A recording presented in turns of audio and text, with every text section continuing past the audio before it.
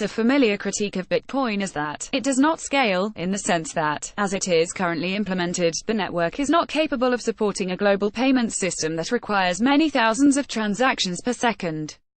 At the moment, this is true. Bitcoin can support up to 7 transactions per second as compared to the 2,000 transactions per second typically processed by Visa, with the potential to scale to an estimated 56,000 per second. This critique is incomplete, however, because it does not address whether Bitcoin has the potential to scale. The more interesting questions to ask are: is it possible for Bitcoin to scale to process more than 7 transactions per second? If Bitcoin can scale to support more transactions per second, how? If there is more than one viable solution, which is the best one? Bitcoin scaling debate has been going on almost as long as the cryptocurrency itself has existed. This piece will provide context for the Bitcoin scaling debate, then review the proposed solutions and look to the future to determine if Bitcoin can scale to process thousands of transactions a second and, if so, how. It is also important to keep perspective and recognize that Bitcoin can still be highly valuable even if it is unable to process thousands of transactions a second. Arguably, Bitcoin has already proved significant value by demonstrating over almost a decade to be resilient to attacks. Over the years, many different proposals have been presented as solutions to increase Bitcoin's limited transaction rate. One of the most popular and persistent proposals has been for an increase in the block size used by Bitcoin, which is currently 1 megabyte. Transactions are grouped together into a block and validated by nodes on the network, which means that a larger block size allows for more transactions to be batched and processed per block. Each block is registered roughly every 10 minutes. Historically, Bitcoin's block size was set at 1 megabyte as a means of limiting spam transactions and DDoS attacks. Though there is no conclusive statement on this, it has been reported that Satoshi incorporated a 1 megabyte block size into the codebase without notice, then later provided these reasons when questioned about the decision. Changing the block size, however, has long been controversial as a larger block size also reduces the number of miners who can successfully compete to validate transactions. As explained by Bitcoin Wiki, larger blocks make full nodes more expensive to operate. Therefore, larger blocks lead to less hashes running full nodes, which leads to centralized entities having more power, which makes Bitcoin require more trust, which weakens Bitcoin's value proposition.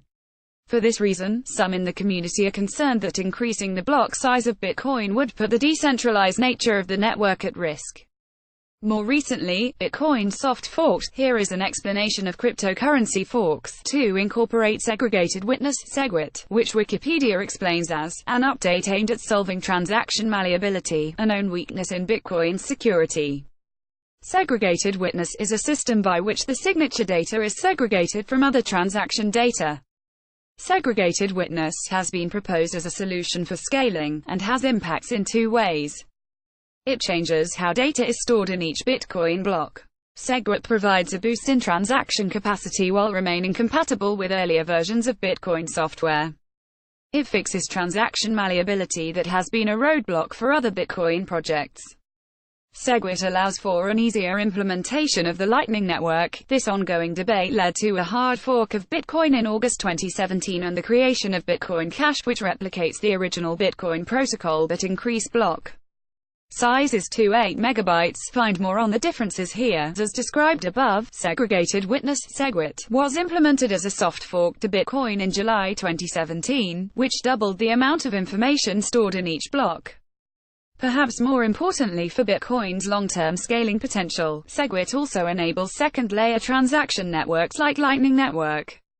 As described in the Lightning Network white paper, the Lightning Network is a decentralized system for instant, high-volume micropayments that removes the risk of delegating custody of funds to trusted third parties.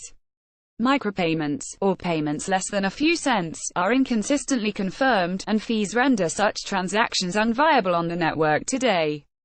The Lightning Network solves these problems.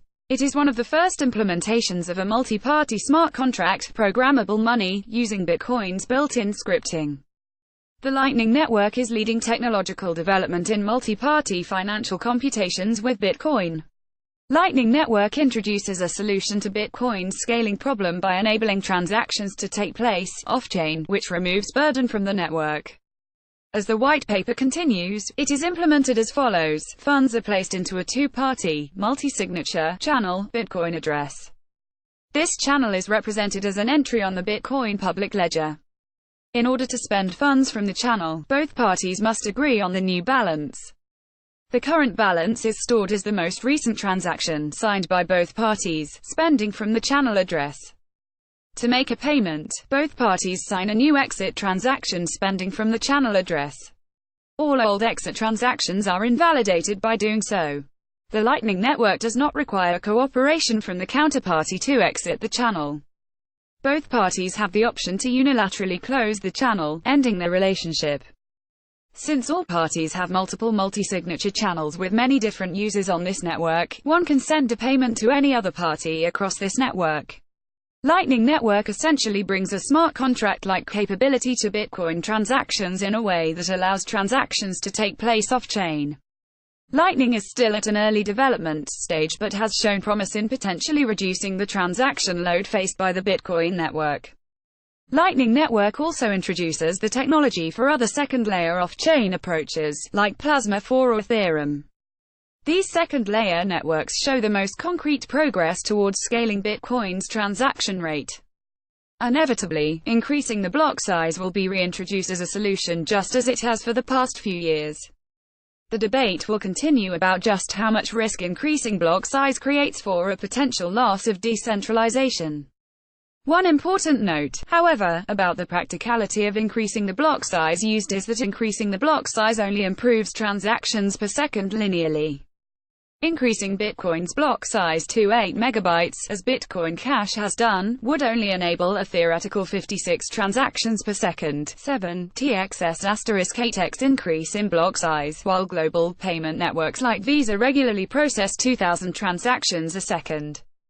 This means, then, that increasing block size appears to be a near-term solution to a larger structural problem that might better be addressed by solutions like a second-layer network.